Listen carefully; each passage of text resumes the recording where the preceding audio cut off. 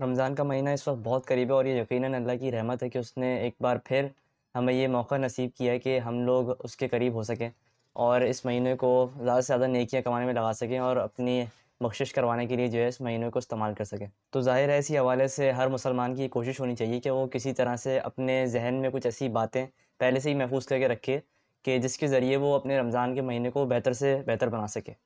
तो इसीलिए मैंने सोचा कि आज के इस वीडियो का टॉपिक ये रख देते हैं कि कुछ रमज़ान में करने वाले जो काम हैं, कि हमें क्या करना चाहिए और क्या जो एक ब्रॉडर पिक्चर हमारे सामने होनी चाहिए कि हमें रमज़ान के महीने में क्या करना है, क्या इससे जो है वो हमें चीज़ें हासिल करनी है। तो इस हवाले से आज थोड़ी-सी डिस्कशन कर लेते हैं। तो सबसे पहले तो रमज़ान का मकसद ही हमारी ज़िंदगी में ये है कि ये एक ट्रेनिंग पीरियड होता है कि हमें आगे आने वाले महीनों के लिए हमें ट्रेन कर दे और साथ ही साथ जो है वो हम लोग इसमें कोई इस तरह के काम करें कि जिसके ज़रिए हम लोग ज़्यादा से ज़्यादा अपना कुरान से ताल्लुक़ जोड़ सकें और जो है अल्लाह के साथ जो है हमारा एक ताल्लुक़ जो है वो मज़बूत हो जाए। तो एक अगर मैं समराइज़ करने के लिए कहूँ तो आपके सामने जो है वो 2 बातें होनी चाहिए रमज़ान में। एक तो ये कि आप कुरान से ज़्यादा से ज़्यादा ताल्लुक़ जोड़ सकें और दूसरा ये कि आप कुछ ऐसे अमाल अपनी ज़िंदगी में अपना लें कि जो आगे भी आपकी ज़िंदगी का हिस्सा बने रहें।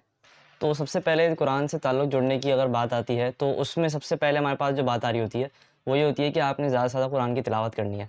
यानी कि कुरान को जो है अरबी में ही जो है जिस तरह से जितनी रवानगी से आप पढ़ सकते हैं, वो पढ़ें और कम से कम 100 पारा दिन में जो है कोशिश करें कि उसको पूरा करें। अब क्योंकि ये बात एक हमारे सामने वाज़ेह होती है कि इस महीने में हर कोई ज़्यादा से ज़्यादा अमल कर रहा होता है, तो इसलिए आपको एक स्टेप आगे आना पड़ेगा और वो है कि आप कुरान को तर्जुमा तफ़सीर के साथ भी पढ़ने की कोशिश करें। तो उसमें जो सबसे नॉर्मल मेथड जो हमारे पास है कि वो ये है कि आप तर्जुमा और तफ़सीर वाली कोई किताब खरीदें मुख्तसर सी और उसे जो है वो आप रीड करना शुरू कर दें। लेकिन ये है कि इसमें अक्सर ये होता है कि रमज़ान में जो है हम लोग थोड़ा-सा एनर्जी भी हमारी डल हो रही होती है, तो ये करना थोड़ा-सा मुश्किल हो जाता है। तो इसीलिए मेरी रिकमेंडेशन आपको ये रहेगी कि आप कोई भी ऑडियो लेक्चर उठा लें, किसी भी जो है वो आप उठा सकते हैं लेक्चरर का, जो तफ़सीर का हो और फिर आप उस ऑडियो लेक्चर को जो है वो सुनना शुरू करें, जिसमें जो है वो ज़्यादा एफ़र्ट भी नहीं लग रहा होता और साथ ही साथ जो है वो आप उसको तवज्जो से सुन भी सकते हैं कि आप कोई काम वगैरह कर रहे हों, उसके दरमियान आप जो है उसको प्ले कर दें और फिर आप जो है तवज्जो से सुनें। ऐसा भी नहीं कि बिल्कुल आप किसी और काम में जो है मर्ज हुए हों और फिर आपने बस पीछे बैकग्राउंड में ऐसे चलाया हो, तो ऐसा भी नहीं करना है। तो ख़ैर ये है कि आपने तफ़सीर को जो है ऑडियो लेक्चर्स आप देख सकते हैं जैसे कि डॉक्टर एसआर अहमद के बहुत ज़बरदस्त किस्म के लेक्चर मौजूद हैं। उसके अलावा और भी बहुत सारे जो है वो अलहुदा वालों ने भी जो है वो डाले हुए हैं और भी बहुत सारे जो है वो इदारे हैं जो कि इस पे माशाल्लाह से काम कर रहे हैं। तो आप कोई भी ऑडियो लेक्चर मेरी ये रिकमेंडेशन होगी कि आप कोई ऑडियो लेक्चर उठाएँ और उसको जो है वो सुनना शुरू करें। तो ऑडियो लेक्चर सुनने से जो आपको फ़ायदा ये होगा कि आपको बहुत ज़्यादा एफ़र्ट नहीं करना पड़ रहा होगा क्योंकि अक्सर लोग जो है वो रोज़े की हालत में सुस्त हो रहे होते हैं। तो उनको जो है उतना ज़्यादा एफ़र्ट नहीं करना पड़ेगा कि जाके वज़ू करें, उसके बाद फिर जो है तर्जुमे की किताब बाकायदगी से खोलें क्योंकि उसके भी अपने एक अलग आदाब होते हैं कुरान पढ़ने के। तो जो है वो फिर आप जब ऑडियो लेक्चर सुन रहे होंगे तो ज़ाहिर है फिर आप बैठ के उसको जो है वो अगर आपको बहुत ज़्यादा कोई सुस्ती सी हो रही है तो आप थोड़ा-सा लेट के भी उसे जो है वो सुन सकते हैं। लेकिन बहरहाल के अदब का तकाज़ा यही है कि और से जो है वो ऑडियो लेक्चर को भी सुना जाए। और एक और बहुत ज़रूरी बात इसमें जो है कि भाई तरावी को मिस नहीं करें। हमारे यहाँ क्योंकि आम तौर पे इसी बहसों में लगे रहते हैं कि 20 तरावी हैं या 8 तरावी हैं या फिर जो है वो तरावी पढ़नी चाहिए, नहीं पढ़नी चाहिए, सुन्नत है, वाजिब है, क्या है? ये इस पे जो है वो झगड़े चल रहे होते हैं। भाई तरावी पढ़ लो भाई पहले, बाद में झगड़े-वगड़े कर लेना, लेकिन पहले पढ़ तो लो तरावी। तो आम तौर पे जो है वो ये एतराज़ात आ रहे होते हैं लोगों की तरफ से कि भाई तरावी तो सुन्नत है तो इसलिए बहुत ज़्यादा ज़रूरी भी नहीं है पढ़ना।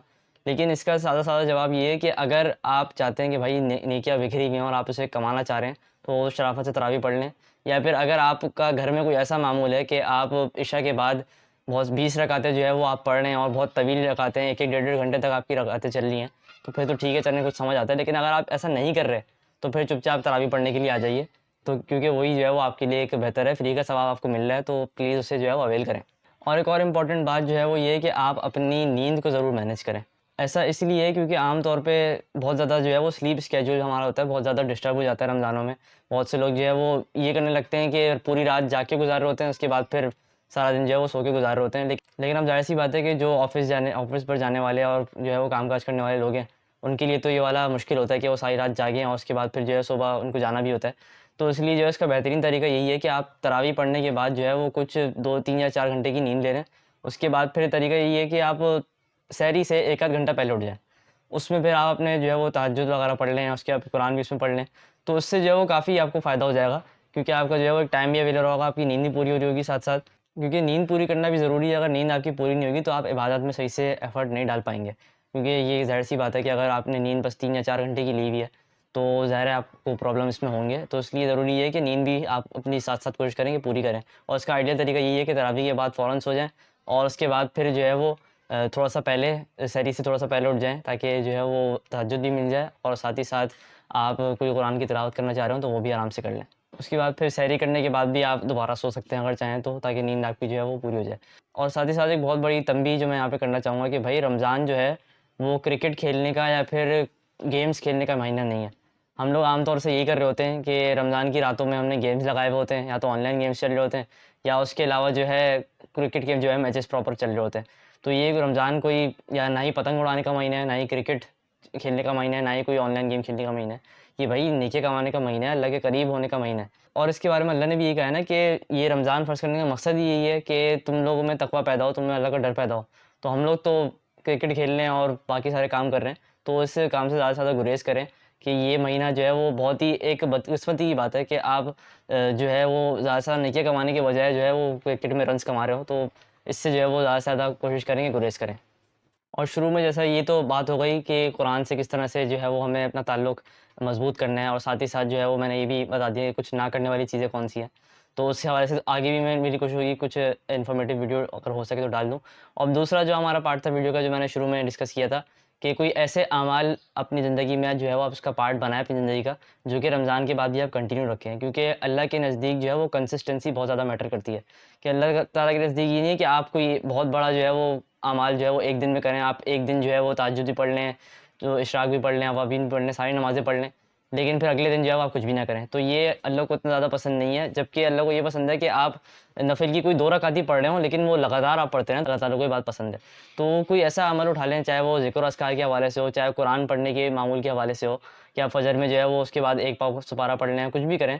कोई ऐसा आपका मामूल लाज़मी होना चाहिए रमज़ान में, जो कि आपके रमज़ान ख़त्म होने के बाद भी रहे। ताकि जो है वो एक आपका असर तो रमज़ान का आपके पास बाकी रहे ना। तो बस ऐसा ना हो कि बस रमज़ान में जो है वो हमारा होता है कि एकदम से चार्ज हो जाते हैं, उसके बाद डाउन हो जाते हैं। ज़ाहिर-सी बात है रमज़ान में चार्ज तो होना ही है, लेकिन उसका कुछ असर भी तो रखना है ना। ज़रूरी नहीं है कि बस हम लोग बस उसी महीने में चार्ज आएँ, फिर बाद में बिल्कुल वैसे ही जो है वो लौट आएँ। तो ये भी एक ऐसी चीज़ है जिससे हमें बचना है। और साथ ही साथ जो है, जैसा मैंने दोबारा पहले भी एक दफ़ा मैंने कहा, तो उसको दोबारा रिपीट कर दूँ कि कोई ऐसा अमल लाज़िम अपनी ज़िंदगी में लाएँ, जो कि रमज़ान के बाद भी कंटिन्यू रहे। और बस वीडियो को अब ख़त्म ही करते हैं, क्योंकि मैंने सोचा था कि वीडियो को छोटा ही रखूँगा, क्योंकि बस ये रमज़ान जो है वो अमल का वक़्त है। ज़्यादा से ज़्यादा सुनने का तो ख़ैर वक़्त नहीं है, कि ज़्यादा से ज़्यादा अमल करने वाली जो है वो इस वक़्त ये है कि अब एक्शन ग्राउंड में हम लोग उतर जाएँ और बस अमल की तरफ दौड़ें। तो बस मैं आखिर में एक हदीस कह के जो है वो ये इस वीडियो का अख्ताम करूँगा। वो हदीस कुछ इस तरह से है कि नबी सल्लल्लाहु अलैहि वसल्लम एक मरतबा अपने मिंबर पे चढ़ रहे थे। तो उन्होंने पहले स्टेप पे जो है वो कदम रखा, फिर कहा आमीन, फिर दूसरे स्टेप पे कदम रखा, फिर कहा आमीन, फिर तीसरे स्टेप पे कदम रखा, फिर दोबारा से कहा आमीन। तो इस बात पर जो है वो सहाबा कराम रज़ी अल्लाह तआला अन्हुम ने जो है वो एक जो है वो ताज्जुब का इज़हार किया कि ये कैसा मामला है, पहले तो आपने ऐसा कभी नहीं किया। तो उस पर नबी सल्लल्लाहु अलैहि वसल्लम ने कहा कि हज़रत जिब्रील तशरीफ़ लाए थे और उन्होंने कुछ ऐसी बातें कहीं, जिस पर नबी सल्लल्लाहु अलैहि वसल्लम ने जो है वो आमीन कहा। तो हज़रत जिब्रील ने सबसे पहले जो है वो ये कहा कि तबाह व बर्बाद हो जाए वो शख़्स जो कि रमज़ान का महीना पाए और अपनी बख्शिश ना करवा सके। तो आप सल्लल्लाहु अलैहि वसल्लम ने उस पर आमीन कहा। और फिर जब दूसरे स्टेप पे चले थे, तो उन्होंने जो है वो हज़रत जिब्रील ने ये कहा कि जो शख़्स अपने वालिदैन को बुढ़ापे की हालत में पाए और उनके ज़रिए से उसकी बख्शिश ना हो सके, तो ऐसा शख़्स भी जो है वो तबाह और बर्बाद हो जाए। और फिर जब तीसरी दफ़ा जो है वो हज़रत जिब्रील ने जब ये कहा कि तबाह और बर्बाद हो जाए वो शख़्स जो कि आपका नाम सुने और आप सल्लल्लाहु अलैहि वसल्लम का नाम सुने और उन पर जो है वो दुरूद ना भेजे। तो इस बात पर भी नबी सल्लल्लाहु अलैहि वसल्लम ने आमीन कहा।